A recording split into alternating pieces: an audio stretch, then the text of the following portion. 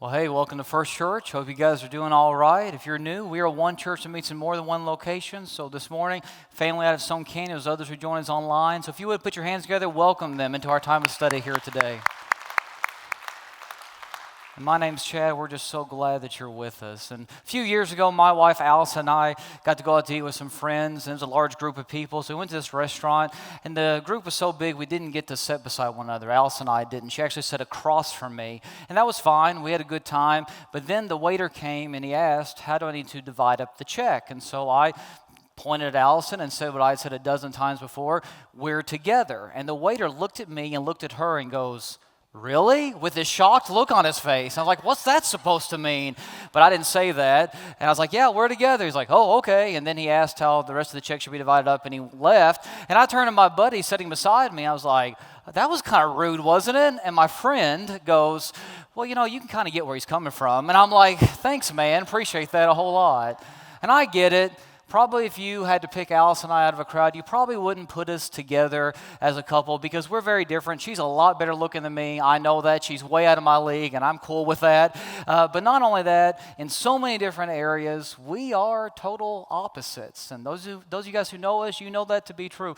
We're different, and that's okay. I actually like it that way because I think we balance each other out. And if I was married to somebody just like me, that would be miserable. I would hate that. I'm glad that she's different from me. My mom always says it takes all kinds to make the world go round. And I know what she means by that. You've probably heard that saying before as well. It just means if we were all the same, if we were all alike, the world would be a pretty boring place. And I bet even in this room and out at Stone Canyon, those watching online, there's a lot of different interests represented. And so let's put that to the test for a second. If I were to put up here a couple pictures, a picture of a dog and a cat, and I were to ask you, are you a dog person or a cat person, I wonder how you would vote. So let me just see. How many of you guys would consider yourself to be dog people? Let me hear you. All right. Wow, a whole lot of people. How many of you would say that you're cat people? I'll pray for you folks, okay? There's just a few of you. But you can definitely tell we have different interests in the room. How about this? If I were to ask if you had the chance to go anywhere on vacation, either to some beach or the mountains, which one would you pick, the beach or the mountains? How many guys would pick to go on vacation to the beach? Okay, how many of you would pick the mountains? Wow. I think the mountains won. In the earlier service, I think it was the beach. That's pretty cool. Okay, now I know in life we have people who are morning people and those who are night people. So if I were to put these two pictures up on the screen, which best describes you? Are you a morning person or a night owl? How many morning people do we have? Good number. All right. What about night owls? Hey, I have come to discover in life there are two types of people, those who love mornings and those who hate the people who love mornings. Only two types of people. Okay, how about these next two pictures here? If I were to ask you to pick your favorite TV station to watch, would you pick ESPN or HGTV? How many of you guys would pick ESPN? Good number, okay. How many of you would pick HGTV? About even, okay. Got one more, and I know we have different interests when it comes to this in the room. Two more pictures. Would you pick OU or OSU? Let me hear you. How many OU fans do we have here today? Wow, that is incredible. How many OSU fans? All right, probably more OU fans in the service. And how many of you guys would cheer for another team besides these two? I would, yeah. Go Cats. I would cheer for Kentucky, definitely. I know we have other fans in the room, TU, Arkansas, LSU. I would say Kansas, but that might cause a fight. Is that too soon? Is that too soon? All right, okay. I'll stop and move on. We definitely have different interests in the room here today. But you know what? There's one interest that we all have in common. One interest that we all share. One interest that unites us all. And it's this. self-interest. Now let me explain what I mean by that. I'm talking about pursuing your own personal wants, your own personal desires, your own self-interest at all costs. Now let me clarify. There's nothing wrong with wanting to have a positive self-image. There's nothing wrong with wanting to better yourself. There's nothing wrong with being self-aware. In fact, the Bible tells us how to do all those things in a spiritually healthy way. But what I'm talking about is pursuing your own personal interest at all costs, and it doesn't matter who you hurt or who you have to run over in order to accomplish that. And this is something that I think from the time we're little kids that we struggle with. Because let's face it, most little kids, they know how to be takers.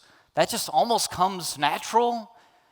But being givers, that's a whole different story.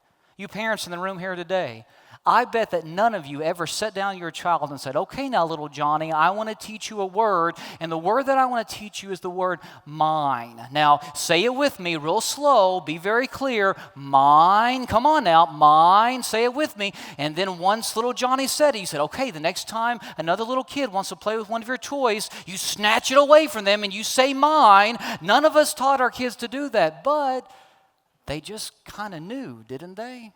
Probably it's because it's what they've seen in the world around them. Probably it's because we live in a world that's been cursed by sin. What's a lot harder to teach is sharing, isn't it? We live in a world today that is bought in to the lie, that has believed this lie, that the more we have, the happier we'll be. The more we have, the more we take, the more we get, the happier we'll be. And I know that on the surface, when you read that, you're probably thinking, well, we know that's not true and that's not healthy, but practically speaking, that's how we often live. We believe the more power, the more money, the more influence, the more prestige, the more respect, the more responsibility, the more whatever we get, the happier we will be. And so, we pursue our own self-interest at all cost. But Jesus comes along teaching us something very different, teaching us the exact opposite. Jesus comes along and he teaches us this. He says, it's more blessed to give than to receive. It's more blessed to give than to receive. Now that word blessed that Jesus uses there can actually be translated content or satisfied. It can even be translated happy. You want to live a content life? You want to live a satisfied life? You want to live a happy life? Be a giver rather than a taker. It's more blessed to give than it is to receive. Jesus says if you want to live a full, content, and happy life, here's the secret. This is what it is. The more you give, the better life will become, the better life gets. Now, that sounds very different from what the world tells us. That sounds a little odd to some of us even. Because getting sounds a whole lot more fun than getting, doesn't it? I mean, getting sounds a whole lot more fun than giving, doesn't it? It's a lot more fun to get than it is to give. But Jesus says, model your life after me. And just as I laid down my life for you, as you lay down your life for others, as you give your life away out of love for God and love for other people, the better life will be. The better life you will live. But if you want to destroy your life, wreck your life, here's how you do it. Live selfishly. Do that. You'll wreck your life. Because Jesus knows what the Bible warns over and over and over again. Unchecked self-interest is always, always destructive. Like I said, the Bible gives us this warning over and over again. Look what the book of James says. It says in James 3:16, for where you have envy and selfish ambition, there you find disorder and every evil practice. You want your life to be full of disorder? You want your life to be overtaken by evil? This is how you do it. Pursue selfish ambition at all cost. What about what the book of Proverbs says in Proverbs chapter 16? It says, the higher you lift up yourself in pride, the harder you'll fall in disgrace. You want to just continue to lift yourself up, lift up your own selfish interest at all cost? The harder you will fall. And that's why Jesus came, because he knew we had believed the lie that this world has sold to us, that the more we get, the more we take, the happier we will be. And Jesus, that isn't true. He came to reorient us. He came to reshape our lives to let us know that the better life is a life where we give ourselves away. And that's what his kingdom is all about. See, we've been in this series for the past few weeks, which we're calling MODGNIK. And if you're new here, you're probably wondering, what does this word MODGNIK mean? But if you've been here every week, you're probably tired of me saying it. MODGNIK is actually, it's pretty simple. It's just the word kingdom backwards. Because Jesus invites us to be part of a kingdom that's backwards, a kingdom that's upside down, a kingdom that's inside out, a kingdom that's radically different from what we've always known, a kingdom that's countercultural. Jesus invites us to be part of his backwards kingdom. And in the Sermon on the Mount, the most famous sermon that Jesus ever preached, he teaches us how to pray. And in his model prayer, he gives us this line. We've looked at it every week in this series. He says that we are to pray, your kingdom come, your will be done on earth as it is in heaven. In other words, God, we want heaven to come to earth.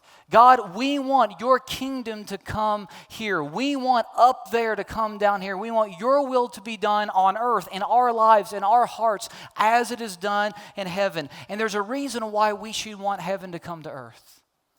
Because heaven is a place where there is no prejudice. There is no hatred.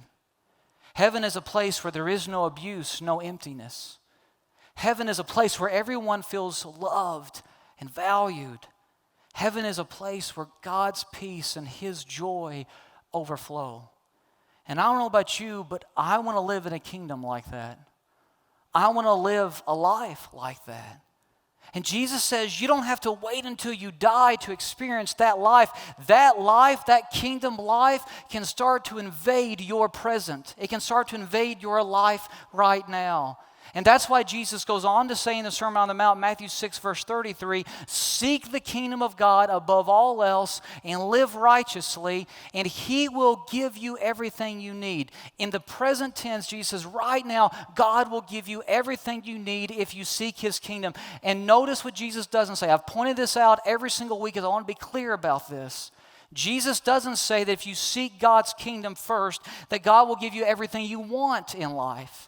He also doesn't say that God will make your life easier. That's not what he says. He says he will give you everything you need, meaning you will continue to live in this life that's been messed up and corrupted by the curse of sin. You will continue to live with darkness all around you, but he will give you light in the midst of that darkness. He will replace your hurt with healing.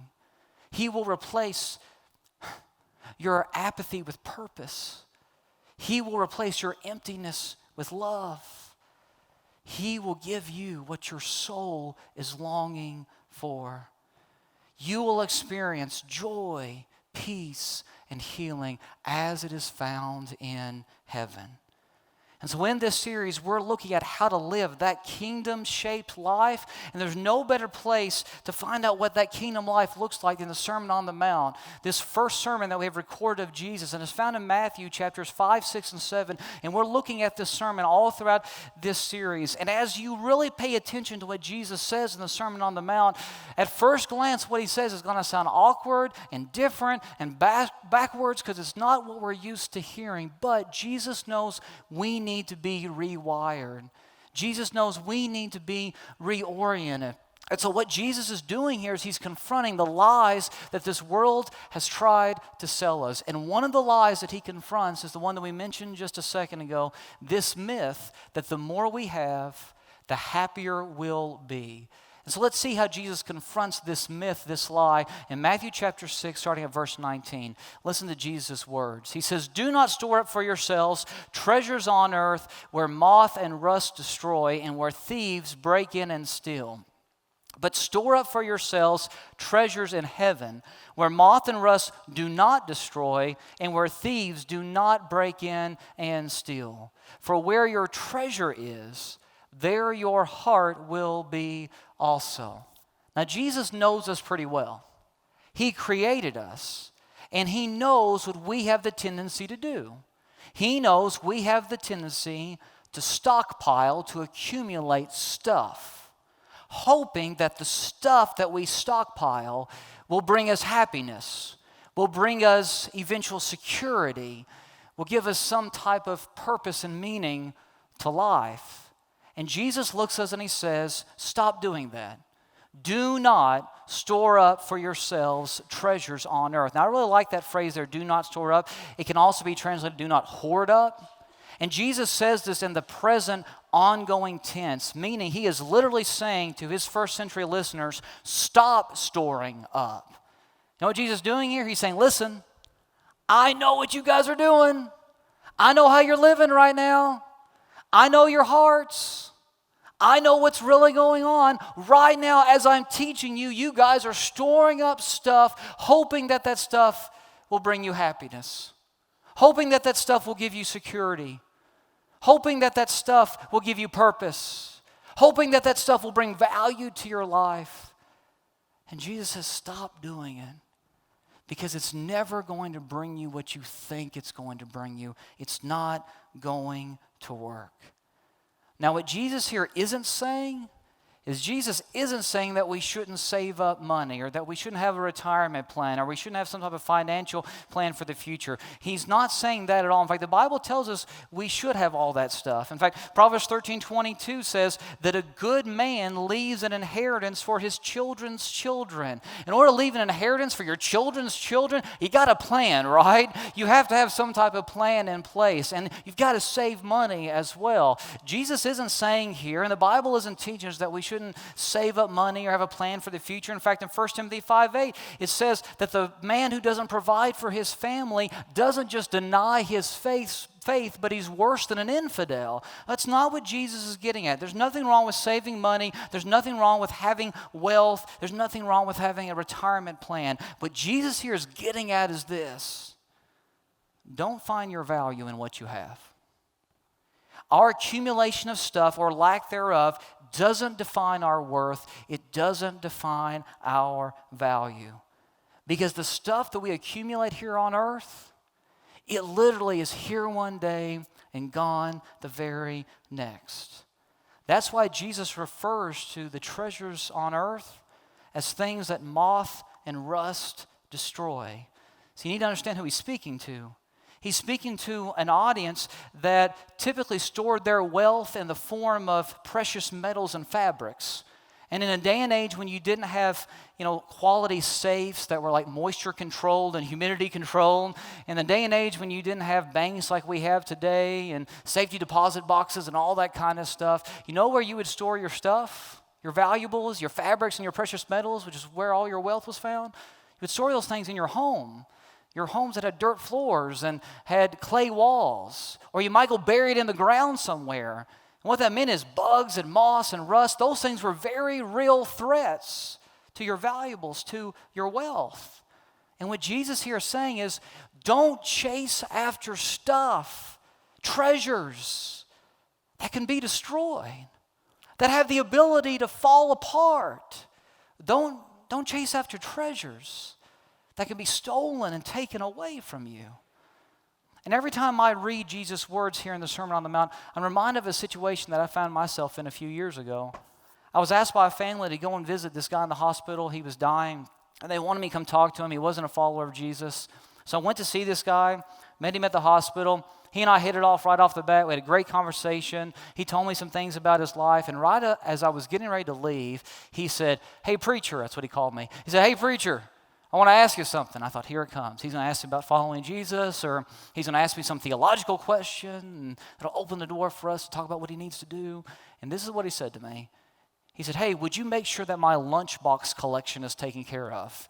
You heard me right. I said lunchbox. And I was just like, what? And come to find out, this guy had this huge lunchbox collection of antique collectible lunchboxes. And he stored them in this barn on his property. And he had collected these things for years. I mean, he had hundreds and hundreds of lunchboxes. And he wanted to make sure that his lunchbox collection was taken care of. And there was this one certain family member that he didn't want to have any of his lunchboxes. He wanted to make sure that he didn't get any of those. And he's telling me all this stuff. And I'm listening to this man who is literally dying. And I'm like, you're on your deathbed and you're worried about lunchboxes? Come on, man. I didn't say that, but that's what I was thinking as he was so concerned about his lunchboxes. And we can laugh at that and shake our heads and say, well, that's just dumb. But sometimes we're not much better. Sometimes we live for things that are here one day and gone the next. Guys, markets fluctuate. Theft occurs. Car accidents happen. Business deals go sideways. Relationships go south. Investments bottom out. Unexpected storms hit life. Medical bills mount up. And the list goes on and on and on. What we have today can be gone tomorrow. Can be gone in an instant. And that's why I like how one guy paraphrases Proverbs chapter 23. Look at what he says in verses 4 and 5. Don't wear yourselves out trying to get rich. Restrain yourself. Riches disappear in the blink of an eye. Wealth sprouts wings and flies off into the wild blue yonder. I like how that guy paraphrases that. Because there's nothing wrong with having stuff. But don't let your stuff define you. Don't let your stuff drive you and motivate you. Live for something greater. Live for what's eternal. Because the treasures of this earth will not bring you lasting contentment. They won't bring you lasting joy. And we all know people who are wealthy, who have everything in the world to live on, but nothing to live for. And Jesus says, don't be like those people. Because if all you have to live for is more stuff, then the only way for you to find value in life and to add value to your life is to get more stuff. In fact, our world is full of people who have bought into the myth of more. I read a study just the other day where they polled people and they said, how much would be enough? How much money would be enough for you where you would be satisfied? And just about everybody said if they had about 20% more money than what they have right now, then they would be satisfied. And you know what? They've continued to do that study year after year after year. And what they have found out is those same people that they polled, once they eventually got their 20% more, guess what? They asked them if they were satisfied and they still wanted more. It wasn't enough. And here's why. Because more is always a moving target. The gap between more and enough is never bridged. Never bridged. If you just chase after more, you're never going to find what you're ultimately looking for. Just scroll through social media, and you can look at everybody else's highlight reel, and you'll get discontent like that.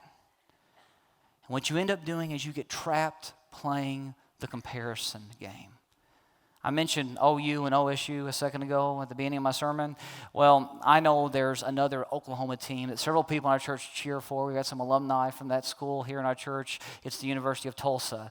And there's a guy in our church who graduated from TU, and he invites me to go to TU basketball games all the time, and I love it. We always have a good time every time we get to go. And he invited me and our campus minister at Stone Canyon to go with him this past week to watch TU play Memphis. And Memphis was a top 25 team. They were predicted to just blow Tulsa away. And on the way there, I'm thinking, I hope it's a game, but it probably won't be. I mean, Memphis is just going to stomp Tulsa. I knew that. I was hoping it wouldn't be the case, but that's what I honestly thought. And if you guys were there at the game or you watched it on TV or heard about it, you know what happened. Tulsa not only pulled out the upset victory, they ended up beating Memphis, top 25 team, ended up beating Memphis by 40 points. I mean, it was a blowout. It was awesome. It was great. And I love loved watching it. Students rushed the court afterwards. Our campus minister at Stone Canyon, he rushed the court with them. He was nuts. I went down there too, but I wasn't as crazy as he was. But still, it was a lot of fun. And after the game was done, we took a picture of us with the scoreboard in the background. There's CJ and me and Bob, who takes us to the games. And we try to get the scoreboard in the background because we wanted to remember the score of that game. But with the lighting and stuff, you really can't see what the score was. So I took another picture of the scoreboard up close. You can see it here, Tulsa 80, Memphis 40. And I wasn't the only one taking a picture of the scoreboard. A lot of people were. Why? Because that scoreboard validated the win. It validated the game. And people wanted proof of the win. And here's the thing. It's fine to do that when it comes to sporting events. But this is how a lot of people live their lives. Just keeping score with everyone else, with the people around them. When it comes to their possessions, they're all about keeping score. And I'm going to turn this scoreboard on, so it might make a noise, so get prepared for that. Oh, it wasn't too bad. All right. But anyway, this is how a lot of people live their lives. I'm going to turn the volume down so it doesn't make a whole lot of noise. This is how a lot of people live their lives. They start off and they say, I've got a pretty good house, and I've got a decent car to drive, and got a good job. My life looks pretty good. I'm satisfied. I'm content. But then they start looking around, and they turn on HGTV, and they see shows like Fixer Upper or House Hunters, and they see the homes that everyone else lives in, and they start to realize those homes, they're a lot nicer than my house. Man, I wish I had one of those. And then their buddy gets a new car, and they think, man, that car is a lot nicer than mine. There's nothing wrong with my car, but it's just so much nicer. And then they see that their coworker gets the new iPhone. They're like, my phone works fine, but it's got a better camera on it than these new iPhones, and it's got more technology. And they hear about their neighbor down the street that goes on a Disney vacation. And they're, man, I wish I could go to Disney. How cool would that be? Love to take my kids there. They got a buddy that gets a promotion at work, and they were satisfied with their jobs beforehand, but now it's like, I wish I had their job. Their job is just so much better than mine. And they go through social media and they see all the activities and stuff that everybody else is doing. And they just keep looking at everyone else's life and they think, man, I wish I could have that. And so they try to overcompensate and, well, I can't buy a new car like my buddy, but I'll lease one instead. Or, yeah, I can't fix up my house if they can't on Fixer Upper, but I can at least paint my kitchen, and maybe I can't get the newest iPhone, but I can delete the pictures off my phone, have more memory. I can do a few things to try to keep up. But as you try to keep up, everyone else around you just keeps getting more and more and more stuff. And Jesus says that if this is how you're living your life, you're playing a losing game. You're never going to win at this game. You're looking at the wrong scoreboard. Jesus says if this is how you're living your life, you're headed for disappointment. You're headed for failure. You're headed for depression. You're headed for destruction. Because if more defines you, it will end up destroying you. If more defines you, it will end up eventually destroying you. Yeah, you may have occasional spurts of happiness as you pursue more, but it will rob you of lasting joy. Because here's the real truth. See, the world tells us this lie. The more we have, the happier we are. But here's the real truth. The more we have, the more we end up wanting. Because more is a moving target. The gap between more and enough is never bridged. And Jesus says, if you're playing that game, you're going to lose. And that's why he says, you're looking at the wrong scoreboard. Look at what he goes on to say in verses 20 through 21 of chapter 6. He says, but store up for yourselves treasures in heaven where moth and rust do not destroy and where thieves do not break in and steal. For where your treasure is, there your heart will be also.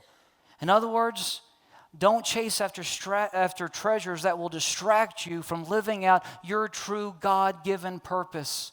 You're not here to store up treasures on earth that are here one day and gone the next. You're here to use whatever God has given you to bring heaven to earth. That's why you're here, to make an impact on the lives of the people around you, to invade the sadness of earth with the joy of heaven. Everything you have has been given to you on loan by God for you to help bring heaven to earth.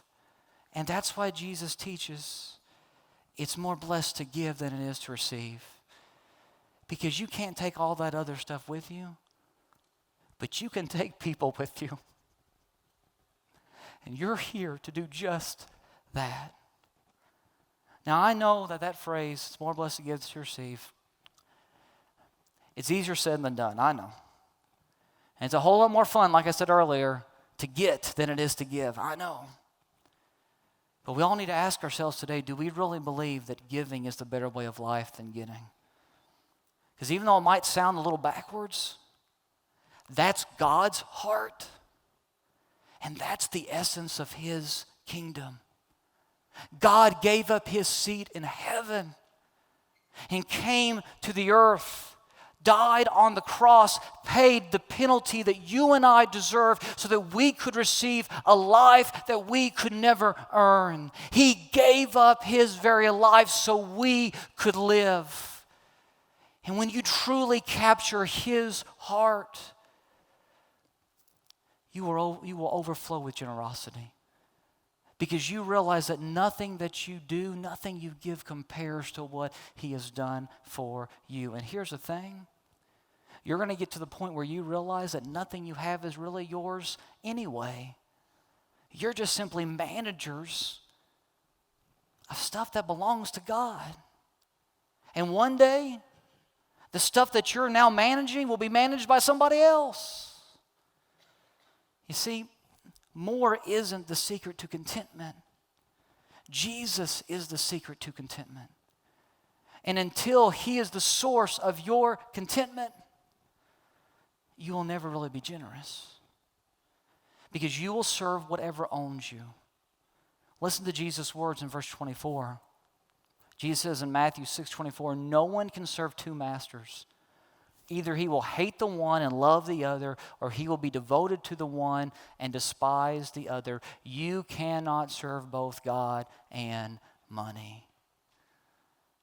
See, if money is your God, if your possessions, if they're your God, your stuff, your popularity, your prestige, your job, any of that stuff, if it's your God, that's what's going to enslave you. That's what you're going to serve. But when Jesus is your Lord, when He's your King, generosity will naturally flow from you. You cannot belong to Jesus and not be generous. Because when Jesus is your life, He defines you, He shapes you, He directs you, He guides you. He's your motivation for life.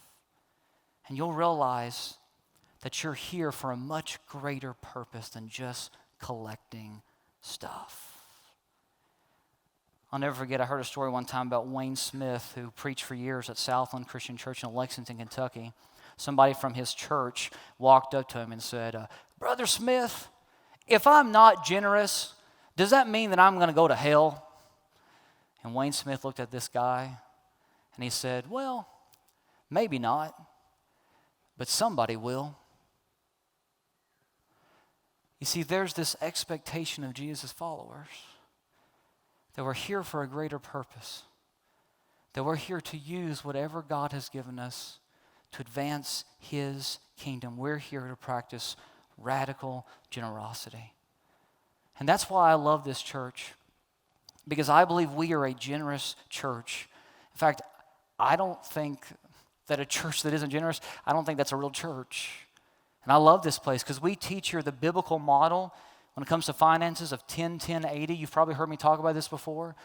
That God tells us we are to set aside 10% of our income for Him. Right off the top, we set aside 10% for Him, and we give it to the ministry and the work of the church. And then the next 10% we then save. And we save it for a rainy day. We save for ourselves. And then the other 80% we then spend. We spend throughout life. So 10% we set aside for God. 10% we save. 80% we give. We live off of. That is the biblical model that we're given. And what I love about this church is not only do we practice that and we know that it is the better way of life, we have a ton of people who say, yeah, I know that the Bible says I'm supposed to set aside a tenth, 10% of my income for God, but they give a lot more than that. A lot of times those people that are giving a lot more than that 10% are not the most wealthy people in our church, but they're people whose treasure is in heaven. And they want to make whatever sacrifices they can in order to advance God's kingdom. And we just want to let you know, if you're new here, anytime you give to the ministry of this church, your generosity, it goes for the greater good, for God's greater good. People are fed, people get homes, people get clothes because of your generosity. People hear the gospel for the first time because of your generosity. We go on mission trips, we go throughout the Love 918, and we try to impact lives. Right now, our kids are being introduced to Jesus up in our Next Gen ministry because of your support. Right now, if you go talk to Nathan, our children's minister, he'll let you know that our children's ministry is busting at the seams. He needs help, by the way. If you want to volunteer with something, go volunteer there. He needs help because we've got tons of kids who are coming, and those kids are hearing about the hope that is found in Jesus Christ. Because of your generosity, lives are being changed from the youngest to the oldest. And not just in this place, all throughout the 918. And that's why I love this church, because we're a generous church. And that's the expectation of anyone who claims to be a follower of Jesus. See, Jesus says in Matthew 6, verses 3 through 4, He says, but when you give, notice He doesn't say if you give. He says, but when you give to the needy, do not let your left hand know what your right hand is doing, so that your giving may be in secret. Then your Father who sees what is done in secret will reward you. Jesus says it's the expectation that you will give, but when you give, you don't do it for attention.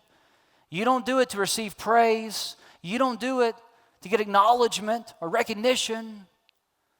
You do it because of your love for God and your love for people. So much so, you don't even let your right hand know what your left hand is doing as you give. My papa, my dad's dad, I was very close to him. He died after I graduated high school, I was getting ready to go to college. And I remember it affected me greatly because, like I said, I was close with him. He was a faithful member and partner in his church. He'd been an elder for years in his church, and he had served in many different capacities. And he loved Jesus. But he hadn't always loved Jesus. In fact, he was pretty wild at one time. I remember he started telling me stories at one point in my life about some of the stuff he used to do before he knew Jesus. I was like, Papa, I don't want to hear that stuff. I don't want to know about it. But he'd been kind of wild at one point. Then he met my mama. She brought him to church. He found Jesus, and Jesus changed his life. So much so that not only was he faithful to church, he raised his 3 boys in church, one of which was my dad. All 3 of his boys are still faithful to church, and they're all leaders in their churches. All of his grandkids are still faithful to church. They serve the churches where they attend. And I bring that up not just because my papa brought his family to church, but because he lived like Jesus, especially when it came to generosity. I remember one time visiting him. I was a little kid, and my brother and I came and visited my mama and papa just for a week during the summer, and we went to the grocery store, and on the way back from the grocery store, we stopped by this house, and I thought we'd been to the grocery store to buy groceries for my mama and papa, for us for that week, but that wasn't the case. They brought all the groceries that they just purchased into this house. My papa told me that there was a widow living there who didn't have a lot of money, and every week they stopped and bought her food because they knew she needed it. I remember after that week was over, I told my dad about that, and my dad said, I had no idea that your papa did that. He didn't tell anybody. He just did it. And at his funeral, I had a man walk up to me, and I knew who this man was. He was the son of a former minister of my papa's church. And this guy walked up to me, and he said, Chad, I want to tell you a story about your papa. I was like, Sure, I'd love to hear it. He said, when I was little, he said, my dad was preaching at your papa's church. And he said, I had some real serious health issues and needed some treatment. And he said, honestly, my family couldn't afford it. Preachers didn't make a lot of money in that day. And my parents had no idea what they were going to do. And somehow your papa just knew. My dad, this is the guy talking, he said, my dad was a preacher. He said he never asked for anything, but somehow your papa just knew. And he came up to my dad one day and he said, listen, your boy's going to get whatever treatment he needs. He said, I'll pay for it. If I have to work extra and overtime, I'll pay for it. Your boy's going to get whatever treatment he needs. Don't you worry about it. And I want to let you know something about my papa. He always had a steady job, but he was never an extremely wealthy man. Lived in a very small home his entire life, but he was one who often lived below his means so he could help others. And apparently, my papa paid for that boy to have not just treatments, but doctor visits and all sorts of stuff. And I remember that man looking at me at the funeral home saying, I'm alive today because of your papa's generosity and love. And that man said, my dad, when your papa first offered, said, you can't do that. There's no way that I can ask you to do that. And my papa said, you're not asking. I said, I want to. God has been so generous with me that I can be generous with others. So I turned around, I went and I told my dad that story after the man walked away at the funeral home. I said, Dad, did you know that? My dad had never heard that story in his life. He went and asked his brothers. No one in the family had ever heard that. My papa did that years ago and didn't tell a soul. Because it wasn't about him. It was all about showing people the love of Jesus. Jesus changed him. And when Jesus changes you, generosity flows like a river. And so I just want to ask you today, do you believe that the more we give, the better life gets? Because my papa may have never lived in a huge house, but he lived with a joy and a peace that I don't see a lot in our world today. And you know people like that, and I know other examples as well that I can mention. Jesus knows what he's talking about when he says it's better to give than to receive. He knows that's the only way to live. It doesn't mean that as we're generous that life's going to be perfect, it's going to be easy, that we're going to, in return, get everything we've ever wanted. That's not what Jesus is saying. But he's saying you're going to make eternal difference, and not only will you impact the world, it will impact you. It truly is more blessed to give than to receive. Would you pray with me? Father, I thank you so much for today and this time we had to look at the Sermon on the Mount again and listen to what your Son has to tell us. Father, may we not just listen to his words, but Father, may we put them into practice because you know us better than we know ourselves. You create us and you're telling us this is the way to really live. Father, it's my prayer that everybody listening to this message today would live with eternal joy and peace and satisfaction and contentment. But we know the way to do that is to live for your son's backwards kingdom.